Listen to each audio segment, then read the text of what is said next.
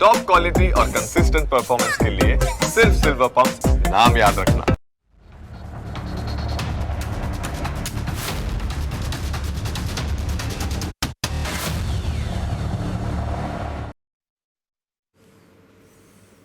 નમસ્કાર, હું જનક દવે.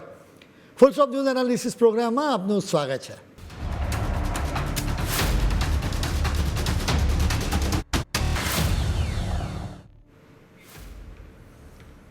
ઈરાનના યુદ્ધની સીધી અસર તમારા ખિસ્સાઓ પર પણ થઈ રહી છે અને હજુ થવાની છે. અત્યારે જે તમે જુઓ ને કે બજારમાં હોટલો અને રેસ્ટોરન્ટ્સને પૂરતો રાંધણ ગેસ નથી મળી રહ્યો. એના લીધે તો કેટલીક જગ્યાઓ પર તાળા લાગવાની નોબત આવી ગઈ છે. ઉપરથી આ ક્રૂડ ઓઇલની ચિંતા તો અલગ જ છે, કારણ કે જો ક્રૂડ નહીં આવે ને તો બધું જ થંભી જશે. રૂપિયાની હાલત જુઓ, ડોલર સામે આપણો રૂપિયો 93ને પાર કરી ગયો છે, જે ઝડપે એ ગગડી રહ્યો છે. ખરેખર ચિંતાનો વિષય છે. અર્થશાસ્ત્રી વિજય સરદાનાએ આ આખી પરિસ્થિતિનું બહુ ઊંડું એનાલિસિસ કર્યું છે. તેમનું કહેવું છે કે જો આ યુદ્ધની સ્થિતિ 1 વર્ષ સુધી આમ જ ખેંચાઈને તો આપણા ભારતના અર્થતંત્રને 21 લાખ કરોડ રૂપિયાનું નુકસાન થઈ શકે. હવે તમને થશે કે આ 21 લાખ કરોડ એટલે વળી કેટલા? તો સાદી ભાષામાં સમજાવીએ ને તો આપણે આખા દેશમાં જે જીએસટી ભેગો કરીએ છીએ ને, આ નુકસાનનો આંકડો એના કરતાં પણ ખાસો મોટો છે. હમણાં ફેબ્રુઆરી 2026માં જ આપણું જીએસટી કલેક્શન 1.83 લાખ કરોડ રૂપિયા રહ્યું હતું. હવે તમે વિચારી લો કે આ 21 લાખ કરોડ કેટલી મોટી રકમ કહેવાય.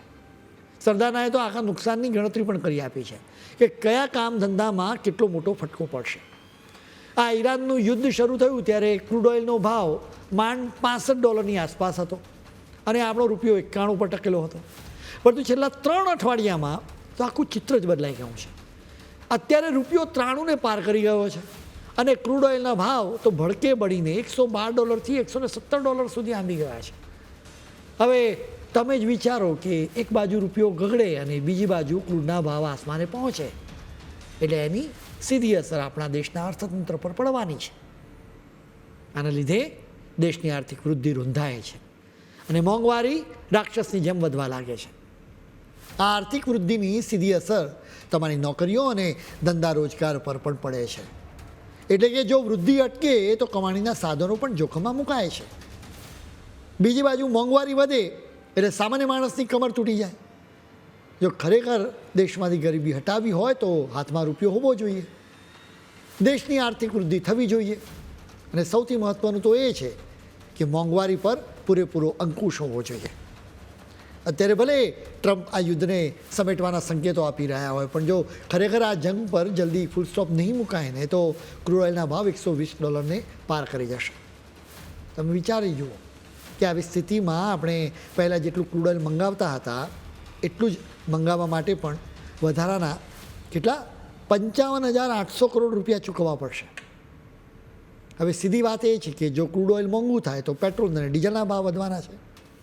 ડીઝલ મોંઘું થાય એટલે ટ્રાન્સપોર્ટેશનનો ખર્ચો વધે અને છેવટે તો બધી જ વસ્તુઓ મોંઘી થઈ જાય. એટલે કે મોંઘવારીનો સીધો માર આપણા પર જ પડવાનો છે. ક્રૂડની સાથે નેચરલ ગેસની પણ ભારે શોર્ટેજ ઊભી થવાની છે. સમજવા જેવી વાત એ છે કે ડોલરની સામે આપણો રૂપિયો જ્યારે પણ માત્ર $1 ગગડે છે ને ત્યારે ભારતીય અર્થતંત્રને સીધી 72,000 કરોડ રૂપિયાની અસર થાય છે. આ આંકડો સાંભળવાનો જેટલો મોટો છે ને એટલી જ મોટી એની અસરો છે. હવે જરા ઇલેક્ટ્રોનિક્સ અને મશીનરીની વાત કરીએ. જે માલ સામાન આપણે બહારથી મંગાવીએ છીએ અત્યારે રૂપિયો 93 પર પહોંચી ગયો છે, એટલે આ આયાત થતી બધી જ વસ્તુઓમાં જ આપણને ઓછામાં ઓછું 10થી 15,000 કરોડ રૂપિયાનું નુકસાન તો અત્યાર સુધીમાં થઈ ચૂક્યો છે. ટૂંકમાં કહીએ તો રૂપિયો જેટલો નબળો પડશે એટલું જ આપણું નુકસાન વધતું જવાનું છે. હવે ખેતીવાડી અને ખાતરની વાત કરીએ તો ત્યાં પણ સ્થિતિ કંઈ સારી નથી, કારણ કે આપણે મોટાભાગનું ખાતર બહારથી મંગાવીએ છીએ. રૂપિયાની કિંમત ઘટવાના લીધે આપણે હવે અંદાજે 20થી 22,000 કરોડ રૂપિયા વધારે ચૂકવવા પડશે. હવે સરકાર સામે મોટો સવાલ એ છે કે આટલા મોંઘા ભાવે ખાતર ખરીદ્યા પછી પણ ખેડૂતોને તો એ જૂના ભાવે જ આપવું પડે. એટલે સરકારે આ પૂરેપૂરી વધારાની રકમ સબસિડી તરીકે પોતે ભોગવવી પડશે. ટૂંકમાં કહીએ તો સરકાર મોંઘા ભાવે ખાતરની આયાત કરશે અને ઉપરથી ધરતીપુત્રો પર ભાવ વધારાનો બોજ ન પડે એ માટે હજારો કરોડ રૂપિયાની સબસિડીનો ખાડો પણ પોતે જ પૂરશે. સરકારી તિજોરી પર બહુ મોટું ભારણ આવવાનું છે. હવે મેડિકલ સેક્ટરની વાત કરી લઈએ તો ત્યાં પણ સ્થિતિ ગંભીર રહેવાની છે, કારણ કે આપણે ઘણી બધી દવાઓ, મેડિકલ ઇક્વિપમેન્ટ અને સ્પેશિયાલિસ્ટ કેમિકલ વિદેશોમાંથી મંગાવીએ છીએ. રૂપિયો ગગડવાના લીધે અહીં આપણને લગભગ 16,000 કરોડ રૂપિયાનું નુકસાન છે. આ મેડિકલ સેક્ટરમાં બીજા જરૂરી મટીરિયલ્સ પાછળથી જ બીજા અલગ અલગ 16,000 કરોડ રૂપિયાનો વધારાનો ખર્ચો કરી રહ્યો છે. જો આપણે જુદા જુદા ક્ષેત્રોમાં થતા આવા નુકસાનનો સરવાળો કરીએ ને તો આ ડાયરેક્ટ નુકસાન 1.70 લાખ કરોડ રૂપિયા સુધી પહોંચી જાય. તમે જ વિચારો કે આટલું મોટું નુકસાન બીજું કશું જ નહીં, પણ માત્ર ને માત્ર રૂપિયાના ડિવેલ્યુએશન અને વધતી જતી મોંઘવારીને લીધે જ આખા દેશને વેઠવું પડી રહ્યું છે.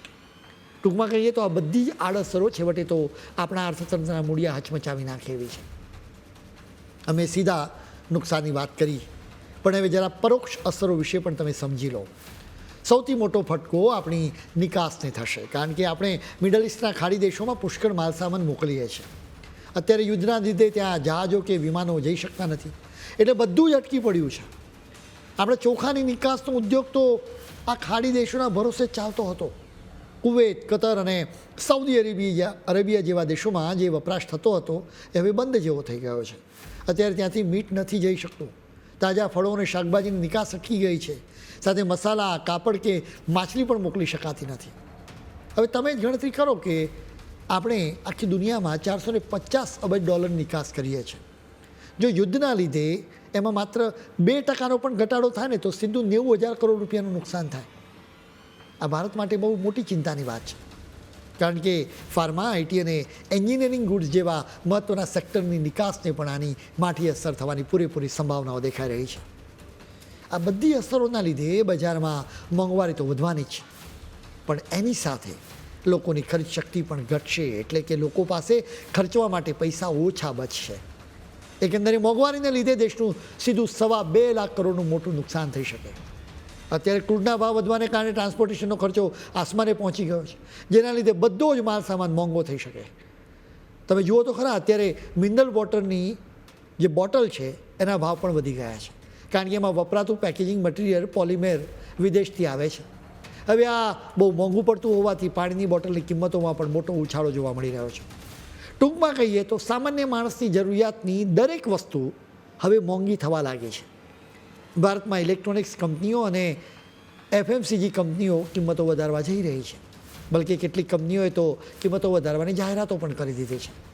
આ કંપનીઓ બચાવમાં કહી રહી છે કે કાચા માલની કિંમતો વધી છે એટલે અમે મજબૂર છીએ, એટલે કિંમતો વધારી રહ્યા છીએ. ભારતની જીડીપી અત્યારે લગભગ $4 ટ્રિલિયન જેટલી છે. હવે તમે જ વિચારો કે આ યુદ્ધ અને મોંઘવારીને લીધે જો આપણી જીડીપીમાં 0.5% પણ ઘટાડો થાય ને તો એ નુકસાન $200 અબજ જેટલું મોટું હોય છે. કરન્સી રેટ અત્યારે 93 રૂપિયાનો છે, એટલે આ રકમને જો આપણે 93ના ભાવે ગણીએ તો આંકડો 18,60,000 કરોડ રૂપિયા થાય. આટલા મોટા નુકસાનની અસર દેશના દરેક નાગરિકના ખિસ્સા પર પડવાની છે. હવે આ બધાનું ટોટલ કરીએ તો નિકાસમાં નુકસાન 90,000 કરોડ થાય, મોંઘવારીને લીધે 2.25 લાખ કરોડનું મોટું નુકસાન થાય, જીડીપીમાં ઘટાડાના લીધે નુકસાન 18,60,000 કરોડ થાય.